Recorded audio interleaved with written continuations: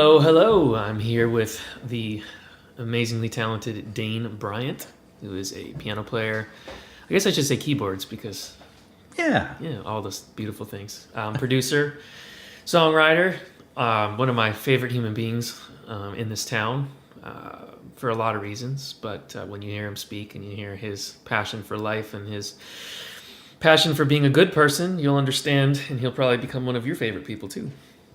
But his and that's I always joke about superpowers, and I kind of think that that's your superpower, and I want to dive into that of just making people feel comfortable and being that perpetual sideman and reading the room and reading when to speak up, reading when to be silent, and working with artists that expect certain things. So I definitely want to talk about that. But first, I want to talk about Bristol, right? Yes. Bristol you grew up in. Mm-hmm. We were just talking off mic about a really cool story. So Dane, tell me a little bit. You became into a jazz world, like you lived in that for a while. So Yeah. it's technique and shredding and all that kind of stuff. So you came from that. But when you Right. just told me the story, which was kind of interesting, where you took two fingers and you started plunking on the piano, it's like Yeah. to go from that to that. I'm curious how that kind of happened. It was a lot of work. I was Really? A lot of work? It just didn't just happen? No, unfortunately, no.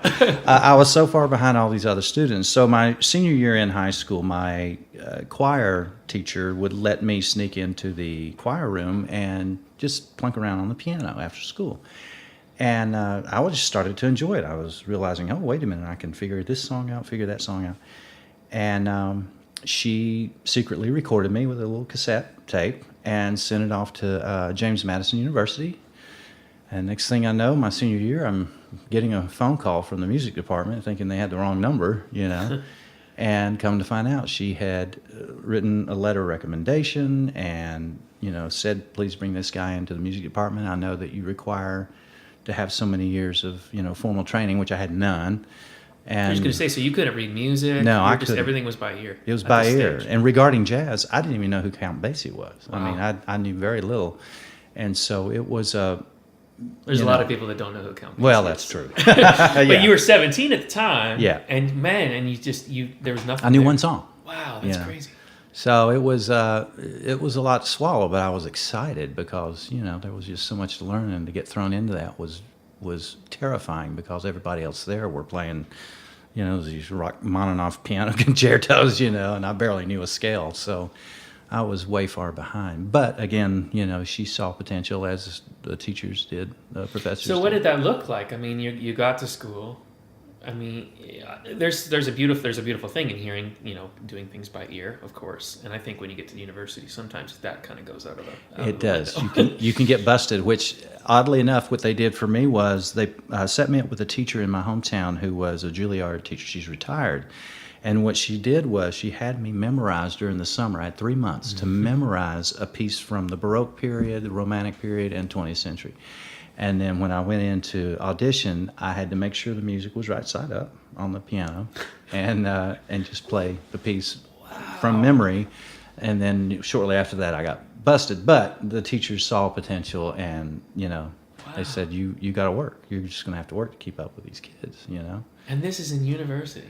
Yeah, That's James Madison crazy University. to think that you didn't have to start from that place to where you are now. I mean, so obviously, I think that every musician goes through a certain stage, especially musicians that play like yourself, where I mean, there's times where you're putting in hours and hours and hours, double-digit hours a day. Yeah. So was that in school? Is that where you put that time in? Okay. Yeah, I put the time in overnight. I mean, literally, my piano professor would give me an assignment, and then plus I had a jazz professor too, so they would give me books and recordings, like I didn't know who Bill Evans was. When I heard him the first time, I was blown away. And so, I really had to start to learn to read at the same time, use my ears, and that would be 6 hours through the night, almost every night I would just go into my piano professor's, office and just play through the night. He just gave me keys and said, you got a lot of catching up to do, which I did. Did it feel like work, or did you just kind of lose yourself in it? I lost myself in it because it was just so fascinating. It was like a light coming on, and I was just blown away by all this music that I never knew existed, being from a small hometown, Mm-hmm. And so it was eye-opening to say the least, but it was terrifying at the same time too, because everybody was so far ahead. So were you doing mostly jazz stuff at the time? Was that kind of, or classical as well? It was both. I was okay. beginning to learn classical, and at the same time, go to jazz and jazz rehearsals. And so I really had to learn about voicings and learn about how to read and how to do this, how to do that, rhythm section wise. So it was two worlds coming. It was a blitzkrieg of learning two totally different things, and it was. Did you have a head start? I mean, I know that Bristol is kind of where country kind of got its found. So there's probably music around you growing up. Well, not really. I mean, actually, my father, his great uncles were the Jimmy Rogers Entertainers. So when they did the initial recordings in 1927, my great uncles were on those recordings. But that's the only connection to music that I have, genealogically. So. There wasn't, no one in my family played music or anything like that. I just listened to a radio and thought, wow, how can I do that? Well, and I've met parts of your family, and they're all very supportive and kind people. Oh, so absolutely. I'm sure you at least grew up in an environment where it's like, you can do this. Absolutely. They believe in you, and you Absolutely. can do it.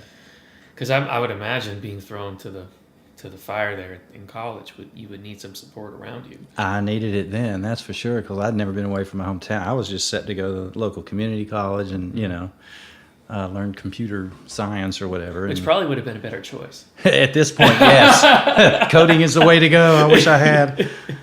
Yeah. My parents used to say, be a doctor, a lawyer, or an Indian chief. Don't be a musician. We don't care. Or a Kansas City chief. Or that, yeah. That would have been okay too. Just a little small for that. Yeah. So from there, how did you start seeing a possibility of, I want to make this a living? I mean, what was your viewpoint from that point?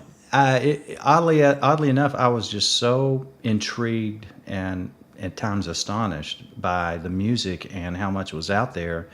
I just was a sponge, and I wanted to learn, and so I didn't even think about future, and they put me in a program because I couldn't really go into the performance side of it because I still didn't have the chops to play these piano concertos and all that. They started what was new at the time, music industry. So you have to, and at that time you had to double your major. You had to do business and music, and then I had to have I had to have a voice major and a piano major. So it was like a lot of stuff at once, but.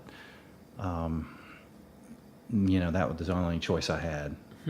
I met a music industry program back then. Yeah, it was. That's fascinating. They didn't even have one back then. It was crazy. So, I have an interesting question because I've seen you in a lot of scenarios where you're so great with artists, which I want to get to as an accompanist. Were you accompanying a lot back then at all for No, people? No, very little. I was just learning, and at a what I call a very slow rate. My teachers were very patient with me. There were times when I actually had, I can't remember the movie where the guy throws the music stand at the student. I did have a teacher throw a pencil at me once, trying to tell me the difference between an F major 7 and an F dominant 7 because I didn't know. But you could hear it, I would imagine. Yeah, I could hear. Boy, could I hear it! But I didn't know, what it looked like on jazz chords. So. It was definitely a learning curve. Do you feel like your ear has always been kind of ahead of your hands? Absolutely, and still is in to this day. Oddly enough, I did test out of ear training when I got there. Really?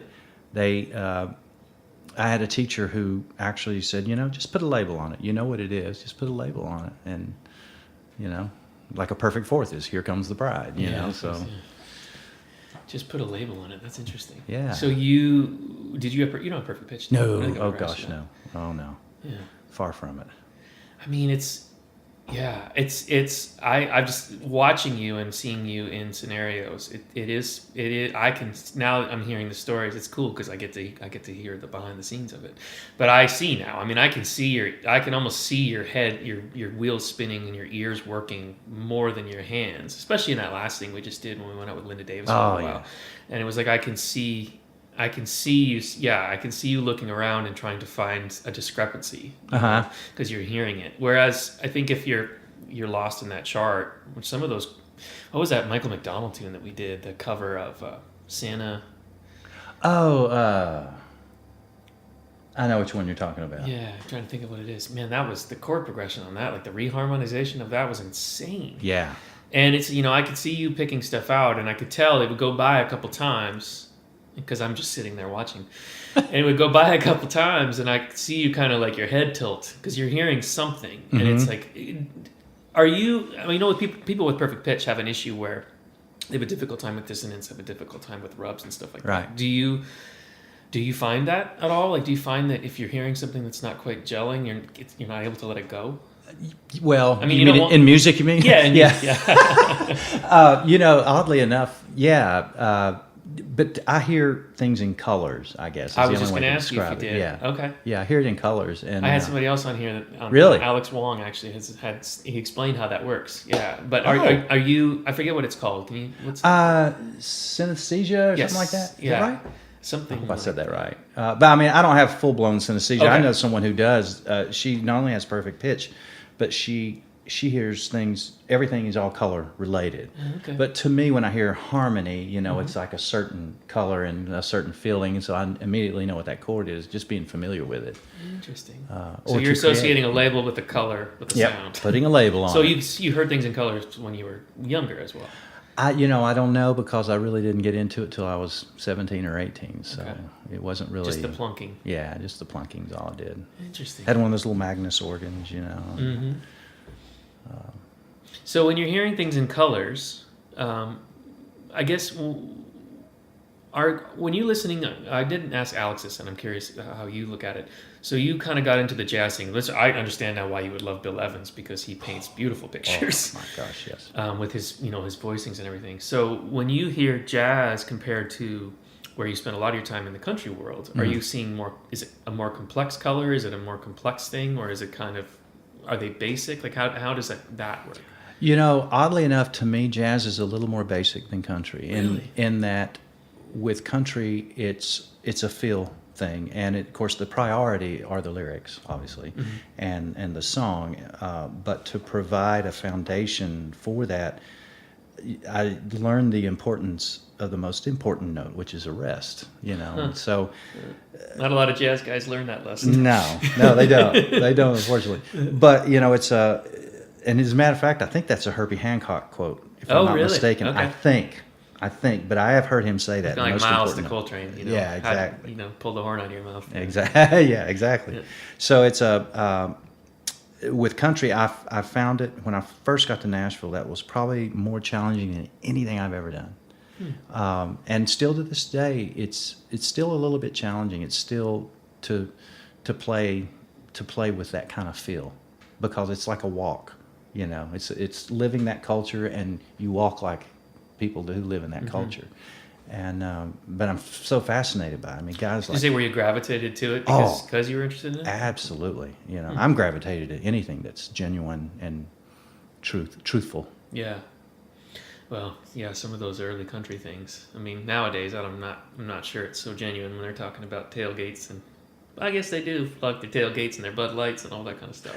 Yeah. But I do like that older, that Clint Black kind of George Strait. Absolutely. Kind of and, even earlier than that, some of those musicians back then, and one of my favorite piano players on the planet they called him Pig Robbins was his name, but the man would do a simple country beat with, left and right hand, but the feel and the pocket was unlike anything else. Or like Richard T.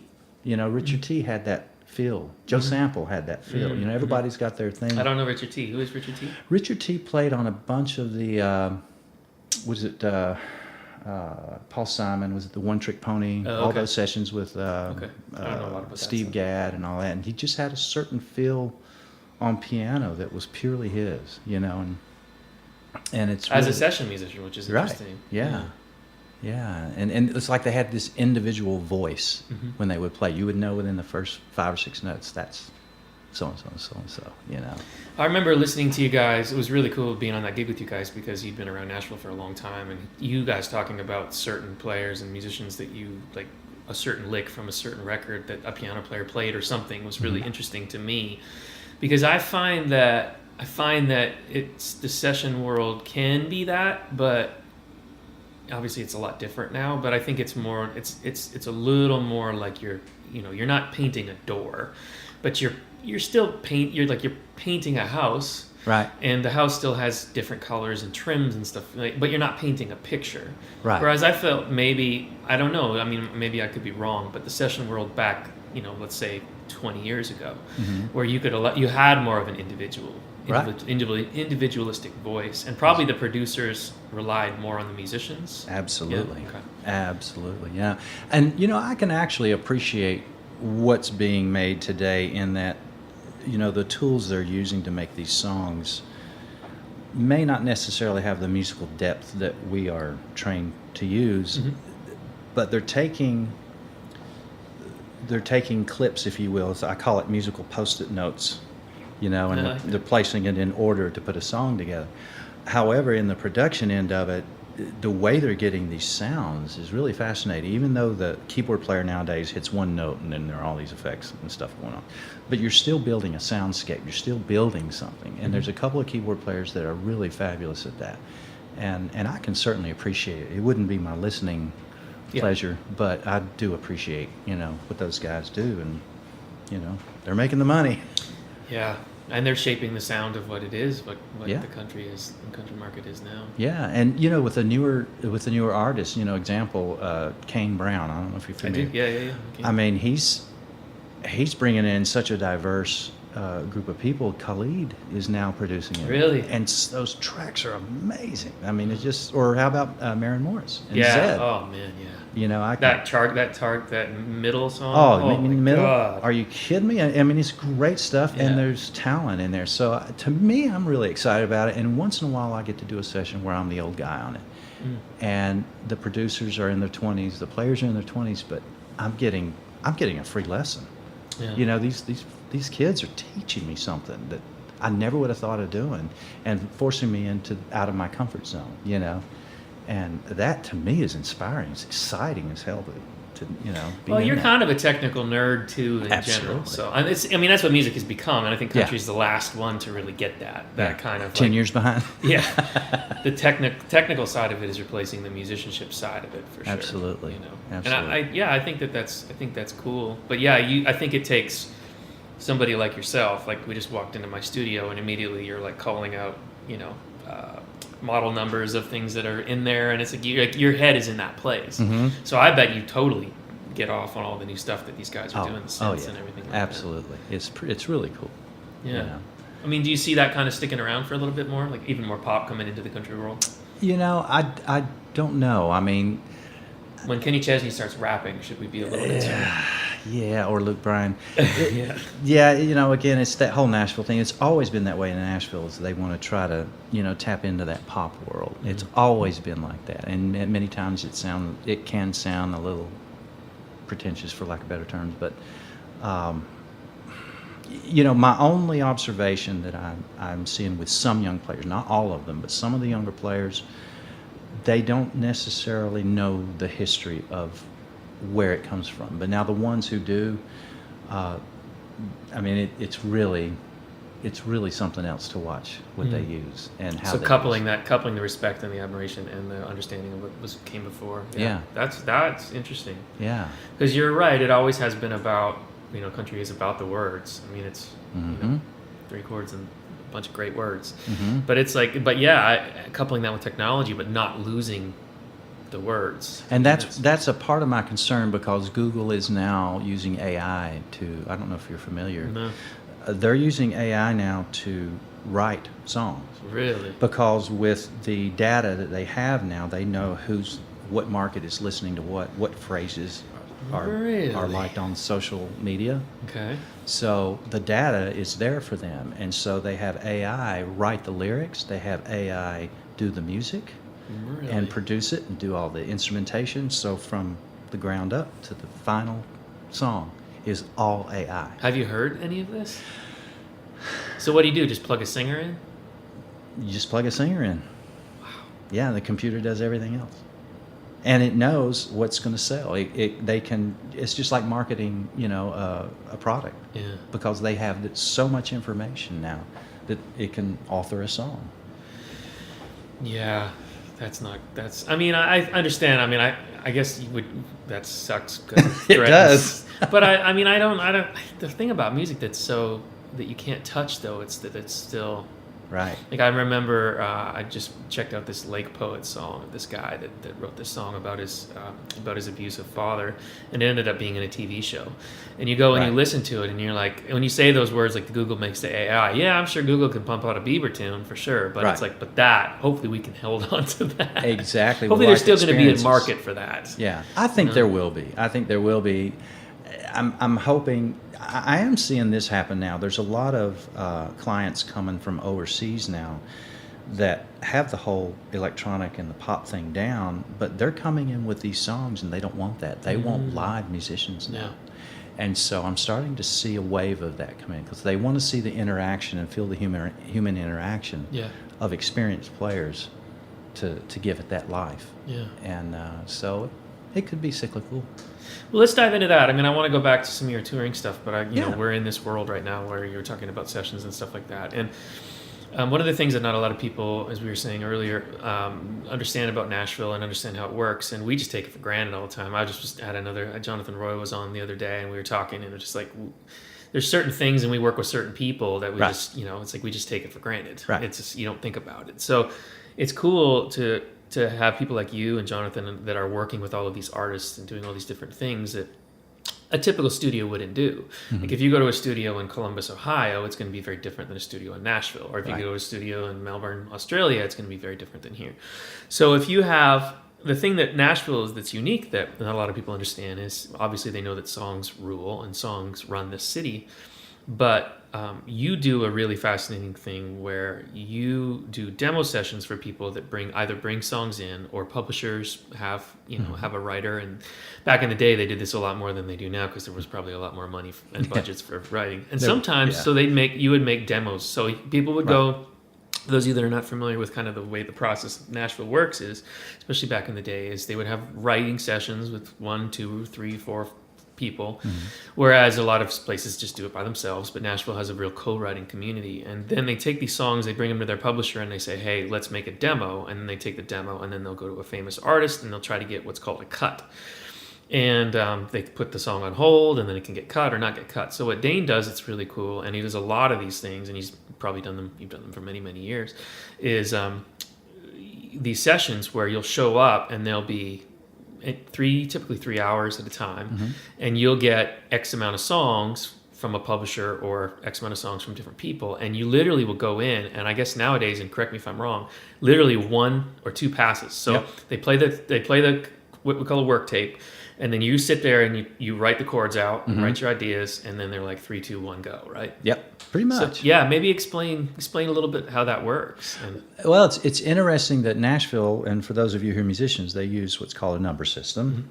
And the number system is basically like figured bass in Baroque music. Yeah, So figured you have 1 being whatever the root chord is.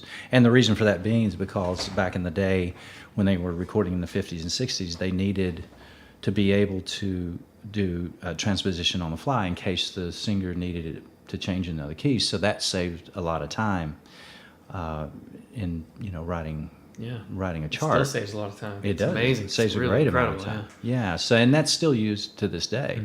And so that's one thing. And then also, it's also a matter of the players, talking about arrangement or what kind of lick we're going to have here or what's going to go here, who's going to do the fills in this verse or whatever. We just kind of chart that out, and then everybody listens to each other, and that's the important thing is. Do you find that when you like to work with, is it I mean, anybody that's in that world can get thrown in there, and you have to have a certain amount of respect for the person that's next to you. Otherwise, you're not going to be in that scenario. Right.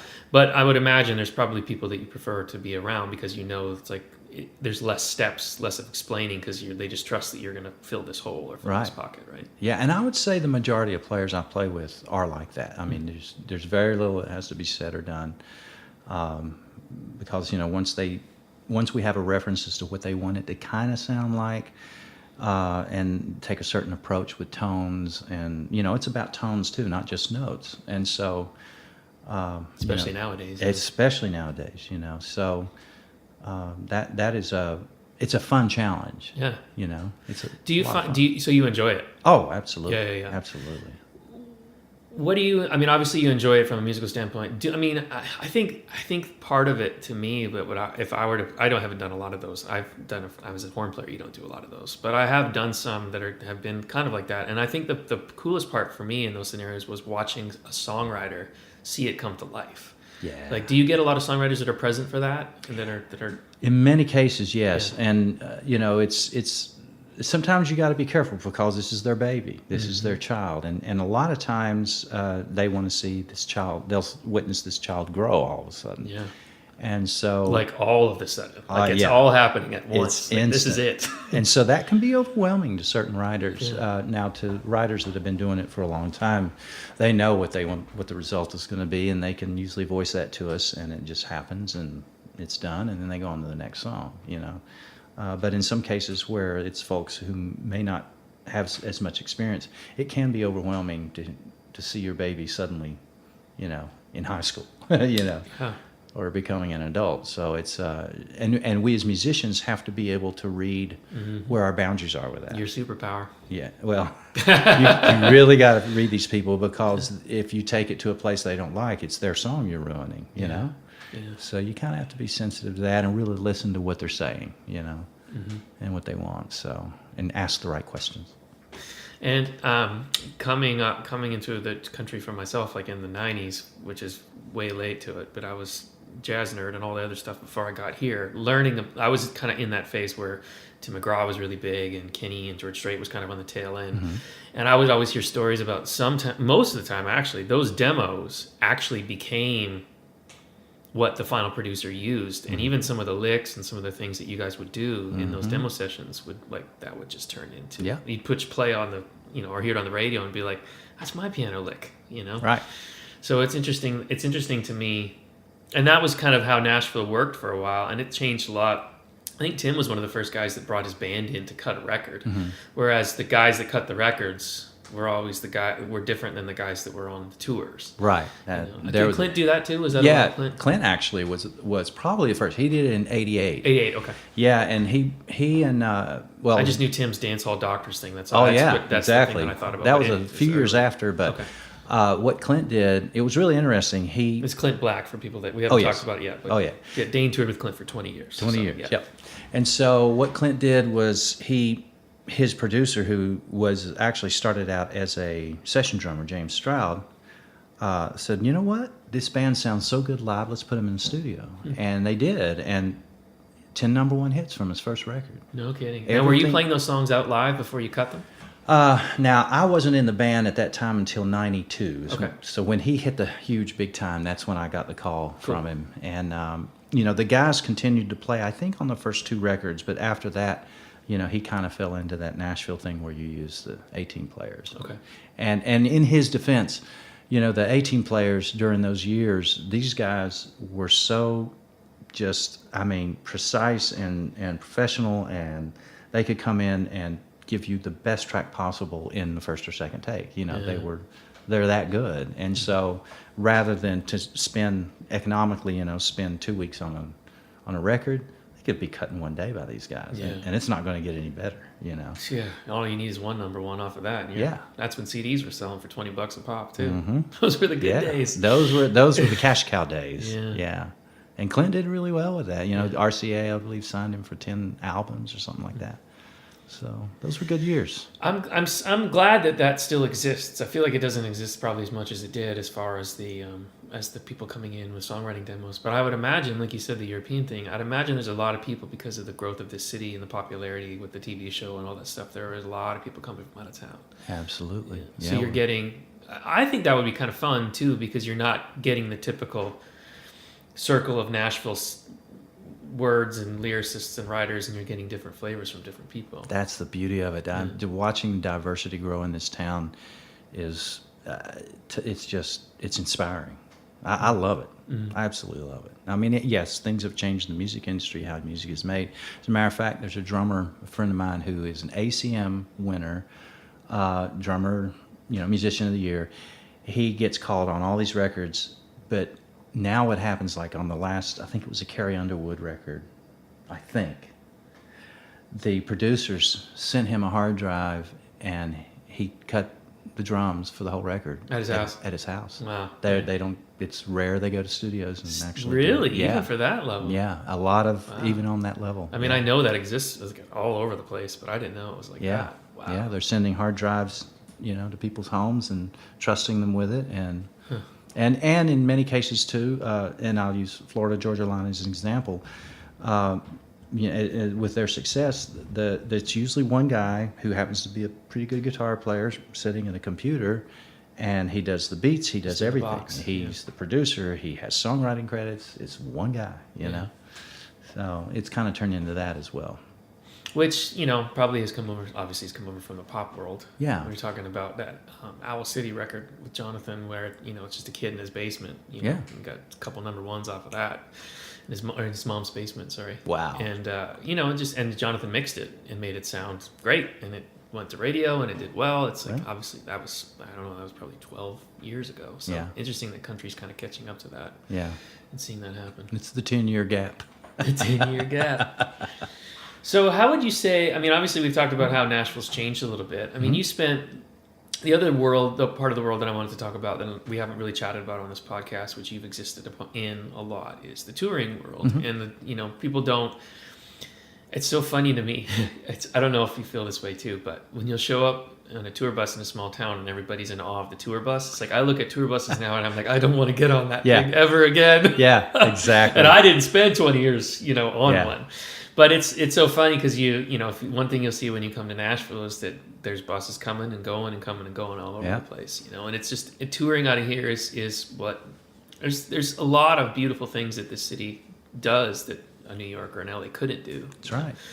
And so one of the things that I know that there are people that get on tours and they're happy, like the artist takes care of them, much like sounds like with Clint it was kind of like that.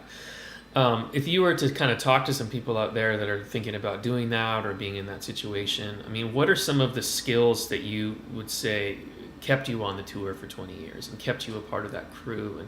And who, obviously you need to be a good person, you need to be a good hang, you can't be an asshole, and you got to treat the artist with a certain amount of respect. Right. Are there things that I might not think about as basic that you might have come to a conclusion of as to what works and what doesn't work? That's a great question. I believe that anybody that can stay within that field understands protocols. Okay. Understands the totem pole.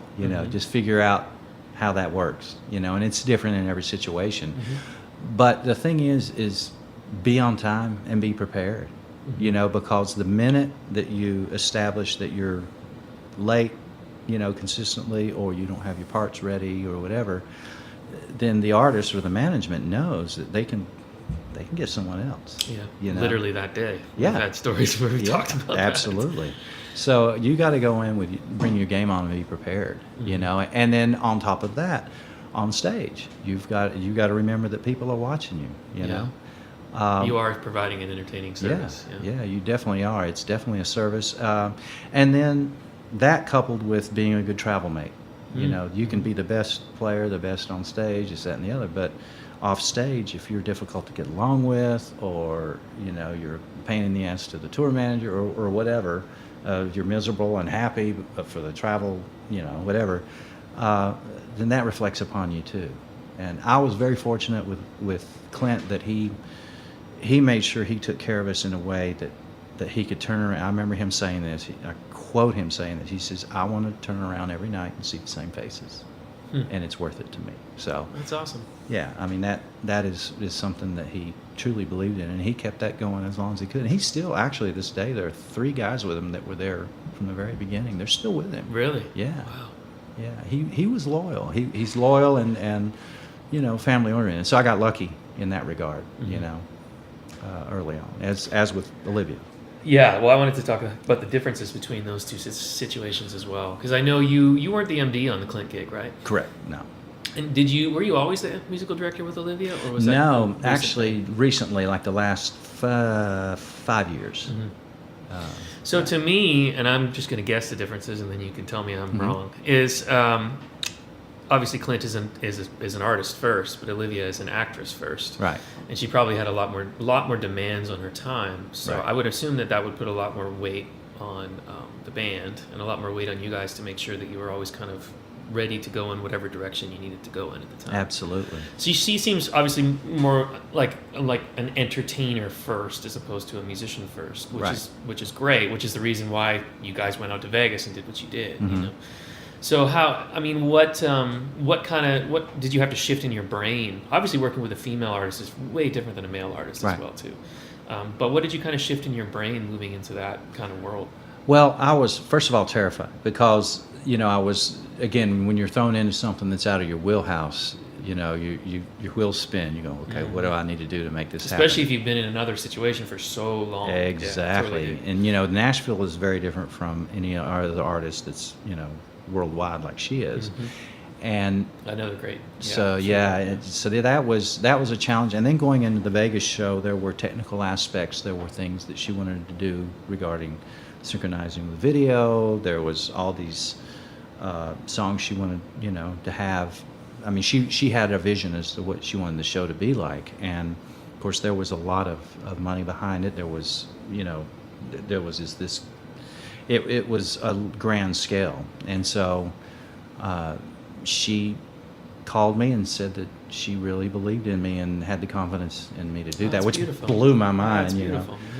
Because the MD that we had for years, he wasn't available. He was a great MD, the guitarist Andy Timmons, who's just an amazing musician and player. But his schedule didn't allow him to do it, so my name popped up. And so I kind of jumped in, and there was a couple bumps here and there that I had to learn, but it turned out to be a beautiful, beautiful situation. And she, oddly enough, with all that she does with the acting and everything she's done, she loves to sing, and she's a great singer. She sings in the pocket. It's like playing with a really good horn player. Yeah, that's awesome. And she is. Because that doesn't always happen with actors or actresses. No, not at all. And there's no, a lot of times you hear about dramas with this, that, and the other. That was never with her. She was more concerned about how we felt. Are you guys okay? Are you this? Are you that? And so that we were very fortunate in that regard. She took really good care of us. We ended up doing 3 years in Vegas, 14 countries. That's awesome. And co-producing one of her records, and then plus we did work outside of that. And as a MD, what I wanted to do, I worked a deal with the local stagehands and the house there, that we get 30 minutes, just the band, every day. And we had this huge book of charts that ranged from Toto to country to whatever, and we just play for 30 minutes, and then we'd be ready for the show.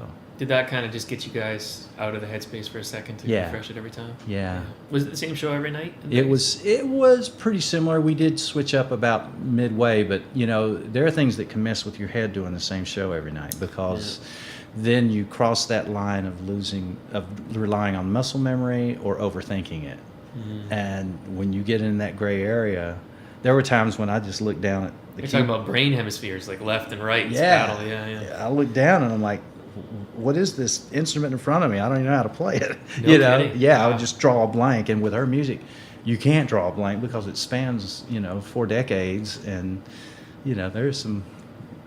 there's some pretty complicated things in a lot of her music, and she has great ears, so she hears everything, Mm-hmm. So, but it's a good challenge and keeps us on our toes. And great band. So, here's a question, and it's kind of a deep, like a dig deeper kind of question, because I'm curious, because I think I look at, obviously when you're a human being, you look at yourself compared to what another person, especially yourself, you haven't been successful, raising a beautiful family and all this kind of stuff. And, if I were to step back and kind of look in the mirror at myself, I know that I can service an artist well, and I know that I can make them feel comfortable, and I know I'm capable of that, and I've done it a lot, and that's what's allowed me to live the life that I've lived, to pursue some of my other things.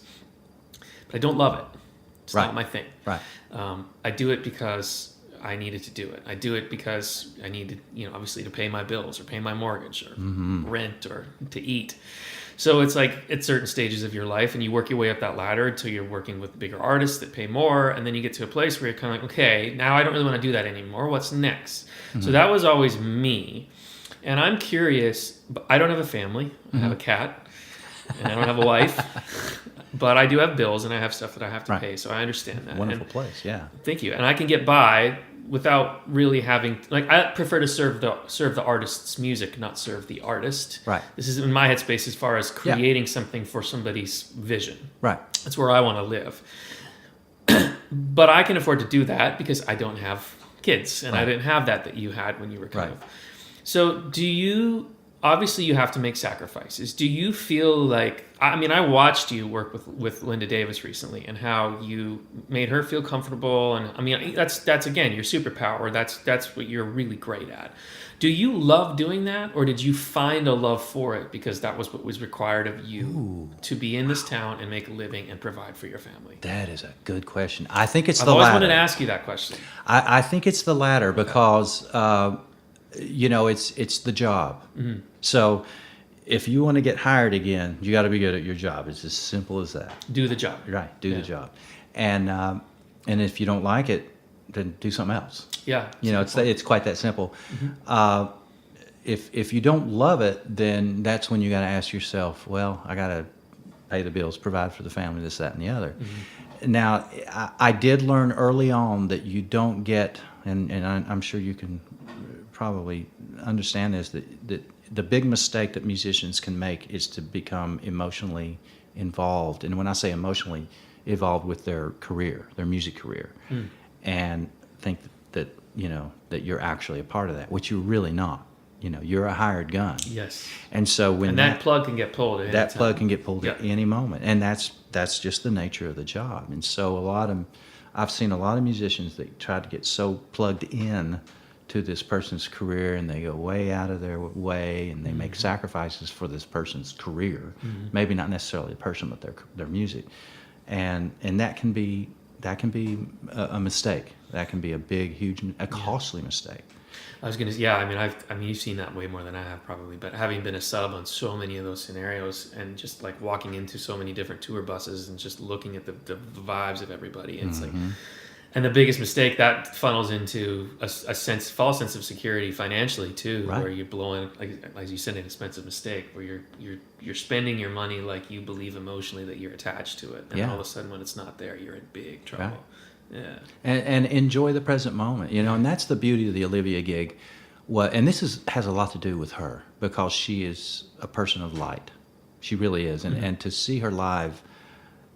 It's really somewhat, and I have to use the word astonishing, because she emotes this vibe, and every person in the audience thinks that she's just singing to them. She has that gift. But at the same time, it's light. And so we as a band, everybody that's in the band is experiencing it. They've all been MDs, music directors at some point or another. And so everybody knows that, it is her career. But we also know that we get to not only enjoy the music we're playing, but we're enjoying each other. Mm-hmm. So while we're on the road, we enjoy each other while we can play other music during sound checks. So, and that brings us even more to enjoy the gig together. And then by the time she comes on, it's like not once in the 18 years that I've been with her have I ever dreaded a song coming up or felt like I'm tired of playing it. It feels like it's new every night with her, and I still can't figure that out to this day. Yeah, if you could take that in pill form and give it to a few people, it'd be a good pill, man. You'd be a billionaire. Yeah, because that's beautiful that you say that. That takes a special human to get to that place. The payoff with her in particular, and I have to say this again to give her props on this. Each night we would do they would call for an encore, and of course. She preferred to do just a song of piano and her. And it ended up being one night we started doing Somewhere Over the Rainbow. She's always liked that song. And every night is different. And she wants it that way. She wants the intro to be different. She wants the whole vibe to be different.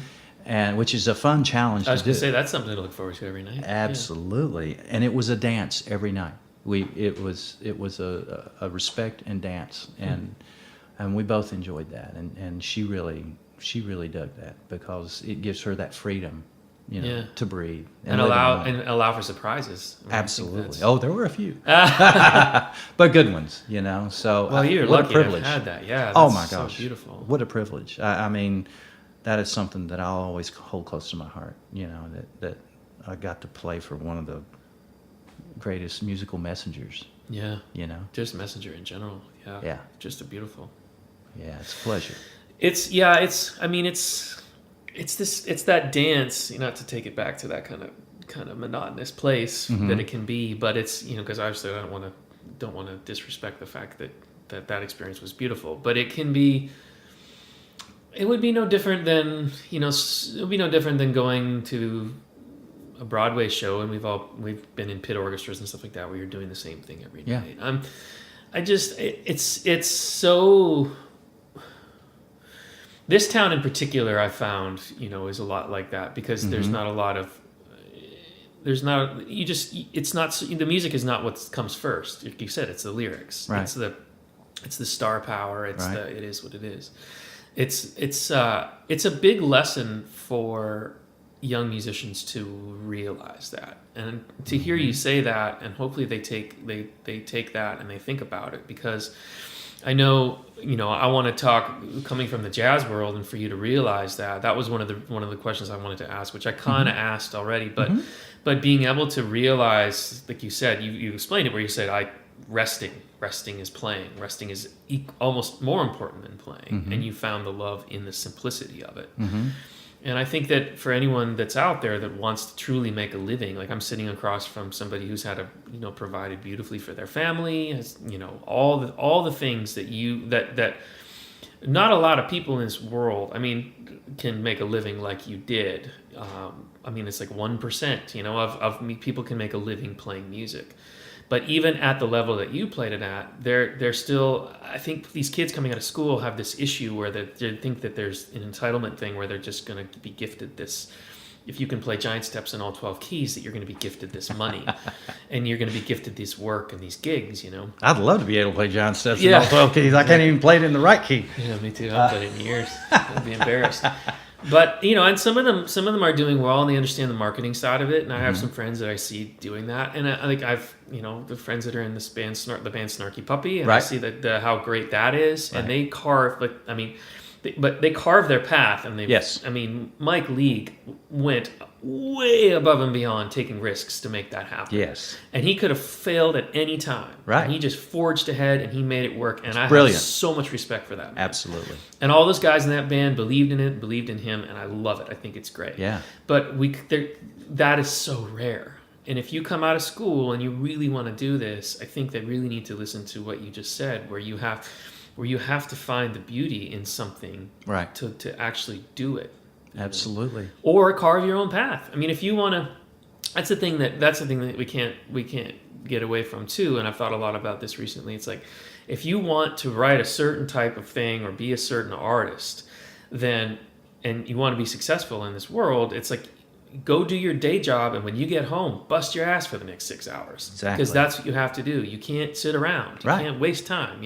That's how those guys that are successful. As I was talking about. This last podcast with Jonathan Roy, we're talking about Justin Timberlake, and there was this interviewer that came up to him and said, "Hey, in Germany or whatever, was like, I should be pissed off at you. I should hate you." And Justin was like, he started the whole podcast talking about it, and he's like, I didn't know what to say to this guy. All I could say to him was, "What do you mean?" Yeah. And the guy said, "Because you make it look easy." And they don't, people don't see all that time. That's why I asked you, so where was your 10,000 hours put in? Right. And you were like, well, I stayed up 6-7 hours overnight and did this. Right. And I think that people can do that, and I think that's important if they want to really hone in on what it is. Like, if you want to be a jazz piano player, put your time in and go put yourself in the right position to win. Right. But be on time, do all these other things too. Yeah. But you can also carve out a beautiful life and have a beautiful family and have a beautiful, you have a house, have right. a couple cars, and, put your kids through private school. We have many friends that do that in this right. town, and they're full-time musicians. Yeah. But you're right, it takes a sacrifice, and I think this town, what it teaches you is to service the song. which could be the artist, which could be the song in the studio, which could be everything. And that's what it taught me. And it sounds like you came here with that. And then you've learned to like what you needed to do to kind of get your family taken care of. You had to. There's no other choice. One of the best words of advice that I heard when I first got to town was with Clint, and we were playing the Grand Ole Opry. And it was an exciting night for me because it was my very first time ever being in the Grand Ole Opry, and it got to be on stage. To me, it was a big deal. But it was during a time when Minnie Pearl and Roy Acuff were alive. Oh, wow. So we were sitting backstage, and I don't know if Clint remembers this, but boy, I sure do. So Minnie, or Sarah Cannon's her name, was backstage, and we're chatting. She's chatting with Clint. I'm just, side musician, listening, watching. right? Yeah. And she goes, Clint goes, well, how should I treat my audience for them to love them the way they love you? And she goes, honey, you just got to love your audience. They'll love you back.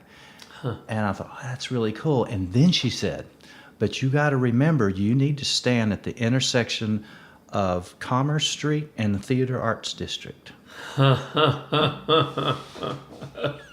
she just patted him on the head and she walked out. She walked out. Oh, that's amazing.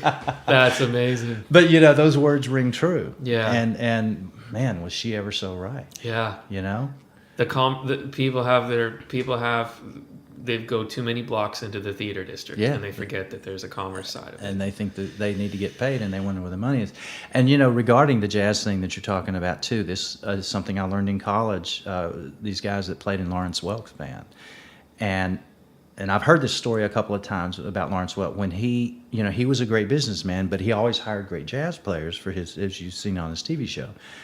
But he got this gorgeous home in the Palisades, and you look out this window and you could see for miles, see the ocean. He had his musicians, these great players, over to his house one day, and he answered the door. He says, boys, come here. And then he showed them the beautiful view, and he says, you see all of that? That's what happens when you stick to the melody. I love that. So, there are these little things that really do make they make a difference. So if there's any advice for these kids coming out of college, that's you got to look at it that way. Otherwise, you're going to be stuck. Yeah, you can do it for the love, but you have to realize. That was my biggest lesson I learned too about the commerce side of it, of like asking for what you feel you're worth, right? Or having the conversation about money. Like that's the last thing you want to do. Sure. Because you don't want to let the art get away. Right. And so there's some people that will go through life just making art and never worry about the money, and that's fine. It's cool, or somebody else worries about the money and make sure that they're okay. Right. It's such a rarity, but if you want to be in this industry, you have to realize that, you have to. And it's such a fascinating industry because it's completely unregulated. So you have situations where, you hope you're charging the right price. Or right. It's like I said the other day, I had a conversation with a producer and, hey, I want you to do a couple tracks. And I told him the price and he looks at me and goes, dude, that's way too low. Wow. And I thought it was high and compared to other people, it's high. Yeah. And he's like, I was like, what? I didn't know, it's like, I was like, okay, well, the price just changed, but you have to just continually gauge around and ask and find out. And sometimes it's a difficult conversation. It's a difficult conversation to have, and people, I thought when you told that story, when they were looking at the view, I thought you were going to say, this is what happens when you get writing credit on things, or this is what happens when you produce it and don't just play the instrument. It's like diversity is probably the most important thing that you can have in this town to be successful. Especially right now. Yeah. Yeah. Especially now. Yeah. Yeah. I think that the people that I work with that were here in the 80s and the 90s could just be one thing, like right. just a player and be successful. But it's the ones like the keyboard player for Clint that produced you said his name, but I forget. James. Oh, James Stroud. Yeah, the drummer. Drummer. Sorry. Yeah. Who went to that next phase and or I think about Chapman. Is it Nathan Chapman? Is that right? Who am I thinking about? He just did Martinez's last record. Oh. Well, there's Dan Huff too, is another example of that. Exactly. Too. He comes from a family of session players. Yeah, okay. Gene Huff was a great arranger. Oh, okay. And so that's, and produced a ton of gospel records and great orchestral arranger, So he grew up in the studio, Dan did. Yeah. And then he, went on to do his own thing. But Dan's amazing, So when you have and those guys, I always think about the David Foster story in his book. His book is amazing, The Hitman, and he talks about waiting for his opportunity. And it was a he was a session guy in LA for all those years, and then he was the producer was producing a Barbra Streisand thing, and the piano player was playing it, and Barbara was not digging it. She's like, they spent hours on it and hours on it and hours on it, and they break for lunch. Producer leaves, but he could see Barbara was still in the control booth. So he sits at the piano and he starts playing it the way he heard it. Oh. And she was like, "That's it. That's what I want." And he got it. Now, that happening in this town wouldn't happen because you have to kind of know your place. But I'm curious, thinking about like those kind of stories about when it's right to step up and take those moments. Do you feel like because you're just now you just produced some stuff for Olivia and you're kind of doing it more now. Do you feel there are any because I know your character as being a very, very attuned to the room and very service oriented in those places. I mean, do you ever look back and think like there are some opportunities where you could have kind of pushed a little harder? Oh, absolutely. Yeah. Absolutely. And why do you think it never went there? Is it a fear-based thing? Is it just kind of like like we talked about taking care of your family? Like, of course, the fear of failure. We all have that. Yeah. And a lot of times our ego and our abilities, that gap can widen, in either direction, And there were times when you were, and that's a great point, because when you go in the studio the first time, you're a little nervous, especially as a rhythm player. Yeah. Because here are these other guys in here who've been doing this for years, and you're the new guy, you're green, and you start questioning yourself. You start, you get a little scared. But I had the best first time for me. I was thrown into a master session before I even did a demo session, which is not the way to go. Yeah. But the players on the session made me feel at home. They said, "Man, don't worry about it. You're going to be fine. We're going to do this, we're going to do that." They made me feel at home. And I learned from that. So now every time if I go into a session and there's a guy or gal that's in there for the first time, I can sense they're a little nervous. First thing I do, I make a beeline straight to them. That's awesome. Welcome. Don't worry about it. Have fun. No doubt. Have fun. That's what this is about. Have fun. Don't worry about it. You make a mistake, we can fix it. Don't worry about it, And that in itself makes a huge difference, along the way, is to be able to, like you say, read the room, read the artist, and figure out, where they're coming from. Sometimes some are harder to read than others, and you're never going to satisfy everybody. We've all had our experiences of, wanting to chew our arm off and get out of the room, Everybody has that, But they're few and far between, fortunately, thank goodness.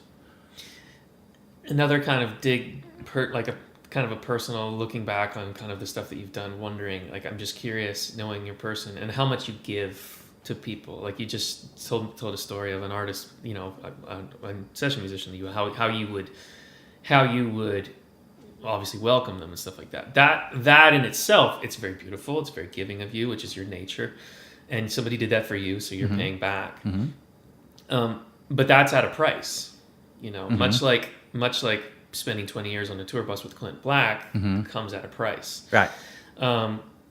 Obviously, you were paid well, and like I said, you provided for your family and stuff like that. I mean, is that always been kind of in your nature of, like, is service? Like, because we're talking about, like, you don't need to go make that person feel comfortable. Right. I mean, you need to make Clint feel comfortable because he's giving you a paycheck. Right. But that you don't need to do that. Right. Do you feel like that service fulfills you to the point where some of the opportunities that it may have taken away, as far as you being a little bit more in charge? Because that's what the price is paying. Like, right. If you're not focused on really reading the room to kind of have a place where you're showing what you can do in a place where somebody's like, I want Dane to produce my next thing. Instead, you're focusing your energy on making someone else feel comfortable. So you're giving a piece of yourself to this person. Is that more valuable to you, like when Absolutely. you look back on it? Yeah, because what happens is, especially if you're the leader on a session, by going to that person and making them feel comfortable is going to make the session go better. You know, point. and that again is a reflection on whoever the leader is. Mm-hmm. And here's the payoff, in my opinion. I've had over the years players come back to me and said, "Man, do you remember that time you did this?" And I'm going, "Refresh my memory." No kidding. And they say, "Yeah, you did this. You did this." And he said, "Now I'm doing that for other people." That's beautiful. And I said, "Man, that's the payoff." Mm-hmm. To me, Yeah. that's the payoff. Is that kind of kindness. And you know what? If they don't play well, if it doesn't work out for them, at least they had a good, experience in trying it, and they won't get called back again. But they understand why. Yeah. You know. Yeah, and at least that's not on you. That's It's on them. It's up to them. It's up to them. Yeah. Yeah. And you're just you're opening the road, and Right. they can choose how they drive through. Exactly. Yeah. Here's your opportunity. It's up to you now. Mm-hmm. Yeah. Yeah, I wonder. I wonder if it's become. I'd like to think that that's commonplace. Mm-mm. Yeah, I don't think so either. It's far from it now. There, especially now, and this is nothing against younger players or a generation, but it is to a certain point it's competitive, and in some cases, I've seen a little bit on the insensitive side. I don't mean to be negative about that, Mm-hmm. because priorities are different with each generation. Yeah. And I do recall when I first came here, there were some of the older guys that didn't want me there because I'm the young guy. Yeah. Because Well, it goes both ways. yeah, right? it goes both Mhm. ways. And in this case, you've got a lot of young guys that are they are very talented and very good at what they do, but in many cases they may not be tactful, in that regard. Is it because they're oblivious? I think that might be what it is. I think so. I think Yeah. it's just they just simply they don't know, and it could be lack of experience. It could be they're having a bad day, Yeah. or whatever. But what you got to realize is that people really, really don't remember how good you are at what they do. They remember how you treat them more than Yeah, they of really course. remember, as that old saying goes. And that's what you have to be really careful with, because it will come back on you, good or bad. Mhm. Just like, the musicians coming up to me going, "Man, do you remember that time you did this for me?" Mhm. They remember that. But they're also, if I'm being a jerk to them, they're going to remember that too, Yeah. Yeah, I think that if I were to look back on whatever it is in the last 10, 11 years that I've done in this town, as far as what's the thing that I've done to get me to whatever place that I'm at now. And I think the thing that I did that came naturally to me, because I've always been this way, is I really respect the people that were here before me. And I've worked with a lot of older musicians. And when I came here, this town was very different. It was 10 years ago, obviously Right. not different as it was when you were here. But I remember I met you really early on, and I had so much respect for like the secret stuff and the stuff that you did, to the point where I just wanted to understand and learn. And I think and I think that I've been placed in opportunities, and it has nothing to do with. Thankfully, hopefully I've been placed in opportunities where my playing has backed up that, but people feel safe putting me in those places because they know that I'm not trying to steal anything. I'm not trying to take I think that if there's anything that young musicians that may be going away it's the respect for the past and respect for who's been there. Like, I was having this conversation with a person the other day who got called by somebody else who was moving to town, and they literally said to the musician, they had on their instrument, they're coming on a certain instrument to town, and they didn't know anybody that existed in town that played that particular instrument well. And they came to town because somebody said, "Well, there's nobody that does that well," which was a total BS. Right. And they come with this feeling like, "Oh, I'm going to just own this place." And it was a younger student. It's like, well, no, that's not the case. You come to town, you need to learn who the people are doing the things that are great and respect them, and maybe they'll give you an opportunity. Yeah. And treat them with that respect. And then the other thing is, when you get to a sub position or you're on the place, your job is to not take that person's job. Your job is to do everything that you can, so when the band turns and looks at you, you're doing everything to make them feel like that person is that person and not you. And you're not trying to snake it out of that person's existence. So I think that it's. Yeah, I mean, we're talking a lot about what it takes to make it, but that respect for the past, I do feel like that's something that I think needs to be It's We learn. rare. We learn from history, and do. that's how you move forward, is knowing your history, and that's what separates in some of the younger players who do know their history. That's what separates them apart from the others, because there's a couple of producers / artists that I work for that know their history so well. The guy's 22, 23 years That's old. awesome. And when I go work for him as a producer, I learn something every time I go. I look forward to it because he challenges me. That's awesome. And I'm learning, wow, I never would have thought putting this part here or playing this part here. Mm-hmm. It's just so fresh and new.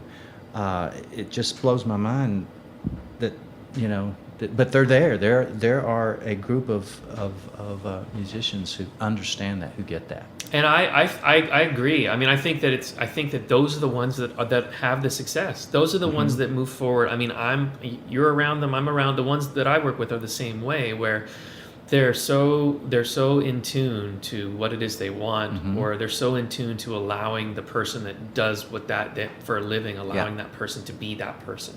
Yeah. And open ears, like they're not hard-headed. Right. They're listening. I think that's what you said earlier when you said, we sit there in the demo sessions and we listen to each other. We listen to what the other person is saying. We listen to where the breaks are and the holes. That was one of my favorite things about working with you guys with Linda was I was just an add-on playing, like the fiddle part, on clarinets and which was great, by the way. It was so fun.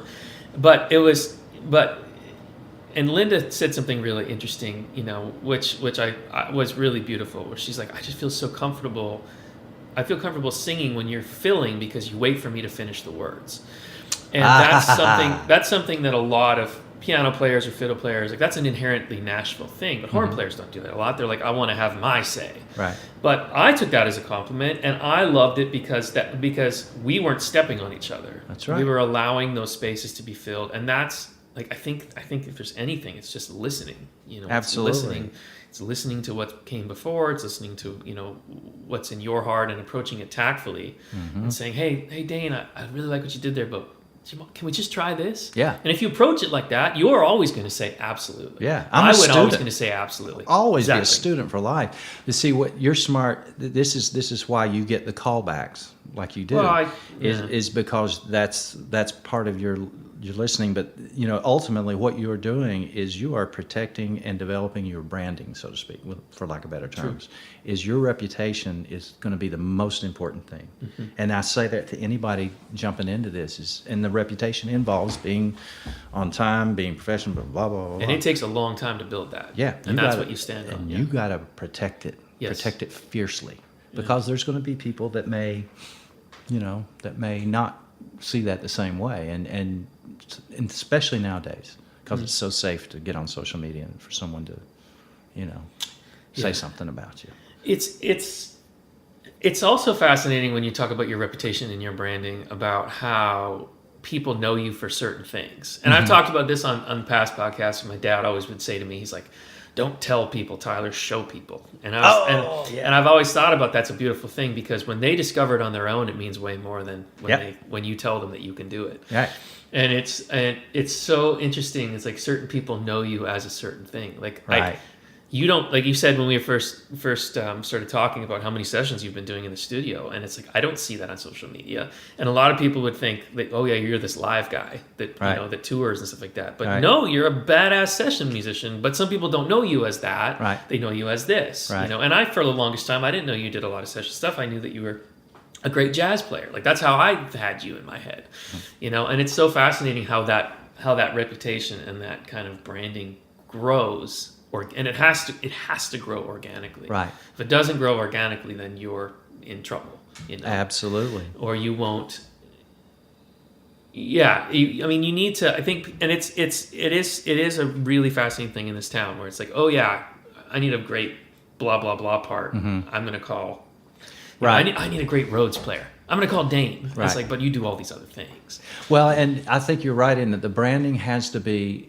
The content of your branding has to be diversity, which is, and you're a good example of that, just because of what you do on social media with your singing, your songwriting, your guitar playing. My God, and keyboard playing on top of being a great horn player. So you have that diversity which is part of your branding, which people know they can call on you for these different things. But if they knew you only as a horn player, they would have no idea what the other thing's doing. Which a lot of people, I'm cool with that. That's cool with me. Yeah. And we had Jonathan, I'm going to keep bringing this last one up because we talked about some really interesting things that we're kind of touching on. Different generation too, but he works with a lot of younger singer-songwriters, and we talked about branding, and he has an interesting philosophy on it, which I hadn't thought about, but it's totally true, is sometimes you can brand yourself to the point where people have expectations of you, and you're not spending enough time on that. So like, you'll have singer-songwriters that have tens of thousands of followers, and then they post one of their pieces of music that they haven't really focused on because they're too busy taking shots of whatever they're wearing and eating that day. That's cool.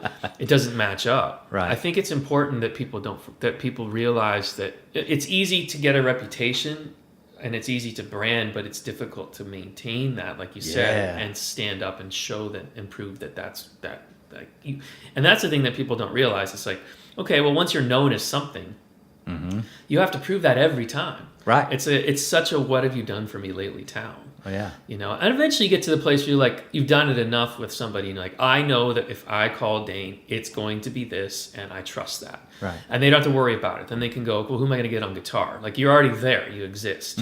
But that's like I always say the 3 imprint rule. Like, if you're putting a record out or whatever, you have to hit them on, you have to hit them on Facebook, Instagram, and then if they see it on Twitter, they're like, okay, now I might click. Right. It's like you have to hit them a bunch of times to get their. It might even be 5 now. I thought about that. That idea was a long time ago. It's probably like people don't care. Right. But it's like if it takes 5 times for a producer for you to kick ass in the studio for them to call you and not worry about it, it just takes those 5 times. Yeah. But it takes 1 time to start that over again because it's a trust thing. Absolutely. It's like you can't. They trust you. And they trust that they're going to get a certain thing. And it really is, because it's emotionally attached, because it's music. It's not like I can trust you to get this paper on my desk by 5 p.m. tomorrow and you don't do it. It's totally fine. Right. It's like, I trust that you're going to service this songwriter and make them feel special and make their song beautiful so that they feel touched. Then you're going to get compensated for that. Exactly. And if you show up in a bad mood one day and some they're not paying you for that. 20-year-old singer-songwriters in from Germany, and she's got 3 songs and you're cutting them that day and you don't make her feel good about it, that guy's not calling you. That's right. You're not getting that call back again. Yeah. That's absolutely right. And again, that you're right, that falls under your reputation. So you can't bring your life problems or moods or whatever, in the studio. And there are times when I've actually had to talk to a couple of musicians who might have had a bad day, and there are some musicians who have actually, their careers have gone down the hill because they're, in a bad mood, or they don't like the way where the music industry has gone, or whatever. But that's a good point. That's a simple thing. You don't like the heat. Yeah, go find something else to do. Yeah, find something else to do, because there's other people that are willing to. Yeah, and like you said, I want to expand upon that. You said you can learn to like something, but you can't learn to love something. It's kind of expanding upon what you said earlier. Like family. Yeah. Well, it's like, you can learn to like a road gig because it's a sacrifice for what you need for your family, but you don't have to love it. It's just but you can like it to the point where it's like, I need to do this and I need to be respectful. And I think that comes into the idea of, like you said, you can't show up and have a bad day. I mean, you're getting paid to perform at your kindest, highest level. And I think the way you treat people is the first thing that you're performing with. Like, if somebody says something wrong, you have to put effort in to be tactful. If you're performing and it's a situation where you are having a bad day, it can ruin it. I'm gonna get back to this thought. If you, what I want to ask, I want to get to this point of, if you're being paid to be in a certain mood in these places. So you're on a tour bus and you're being paid to be in a certain mood. You're in the studio being paid to be in a certain mood. What kind of things do you find that you do to kind of just center back to who you are and what you are? Like, you're such a service-oriented person. It's like, do you find that you're not putting yourself first sometimes? As far as, like, I know you did yoga a bunch. Is there things that you love to do that kind of bring you back to you and what you like in life? Yeah, I mean, nature, Nature is definitely. Nature's a big deal. And regarding, walking into a situation in a studio where it might be tense with the artist and the producer or whatever, we need to be the solution, not the problem. Yeah. And so that the producer doesn't have to worry about that because he's got to deal with whatever he or she is dealing with. And so I think that you never want to be the problem, in any situation. And if you're miserable at that and are doing that, then go do something else. Yeah. I mean, it's pretty simple, Yeah. But what puts me in a good mood every time I go into these sessions, and this is a good point too, inevitably, I would say 99.999% of the time when I go into a situation in a studio, the players are so good. Yeah. And it is such a pleasure. It doesn't matter if we have to polish a turd or play a great song or play a cover too. It doesn't matter. Yeah. It's just the interaction of having fun and the respect, the genuine respect we have for each other. And I know that every time I go into a session, it's going to be great players. It really is. And there's so many, this town's full of so many great players still, that I just know it's just going to lift you up. Yeah. Even if it's a bad song, even if, the artist is in a bad mood, even whatever, it doesn't matter. Have you always got into them like that, like in that kind of headspace? Or just that's what you love about it? Yeah, I would say for the most part, because, and I'll use the Linda Davis, gig as an example, especially with the guitar player and the bass player. I've worked with those guys for years, and I've worked in many different situations with them in both studio and live. And so, again, we know what to expect. Just like when you get called back to be a horn player, they know what to expect. They don't have to worry about you, you know. And so with these guys, and the same thing with Olivia's band, I know what to expect with these guys. You could throw anything at them, and it's just so much fun to watch what they're going to do with it, and how we can interact and throw ideas at each other and say, you know what, let's try it this way, let's try it that way, So that's uplifting. Yeah. So just the camaraderie of it is what you kind of Absolutely. fallen in love with. And I could see how that translates well into the road for sure. Absolutely. Because you're always inspiring people and stuff like that. Yeah. It's that's why I still, even though the session scene here is really, really dwindled, because of economics, real estate, whatever, and how music's being made, that's kind of what's missing. And I'm not being critical of the newer stuff that's out there, but in some cases, you can hear that missing in a completely programmed tune. You know? But that's not that that's a bad thing. It's if you get a really good singer, Dan and Shay's a great example of that. Whoever that guy is that's singing. Oh, he's great. Wow. Yeah. Just wow. Totally hear you. And I'm hearing pop tracks underneath that, but that guy I know could sing anything. I know he could. And he sounds great even on that. So it's just a matter of how music's being made now, and it's really hard for a session musician right now, as you well know. You've got to be diverse. You're fighting every day to kind of find things. Yeah. Absolutely. Let people know you're alive. So what are you, kind of to wrap it up, like what are you kind of doing as far as, what are you doing to inspire growth in yourself? Like what are you musically kind of looking at? Like do you have any aspirations, or are you just kind of existing in the present and just enjoying some of these sessions? Like where are you at in your head? That's a really good point. I think as of right now, I'm existing because I've really got to concentrate on surviving, making a living, because it's a challenge. It's a real challenge now. And so I kind of have to put my priorities in that. I would love to be able to do some more creative things. And actually, I do have a small place that where we're developing artists. Awesome. Me and another partner. And so we don't have to worry about studio time. We can just go in there and say, hey, let's try this, let's try that, with different artists. Or I'll go in and try doing something where I don't feel like time is, eating at me. Sit down and have a nice, whiskey on the rocks and just listen to other music. I love going on iTunes and seeing what the top hits are for different genres of music. Yeah. So you're still kind of inspired in the listening realm. Absolutely. That's great. Absolutely. Yeah. So what kind of artists are you developing? Is it mostly country stuff, or are you just kind of working on? Well, I guess everything's all across the board these days. It's all across the Yeah. board. There's one in particular that I'm working with.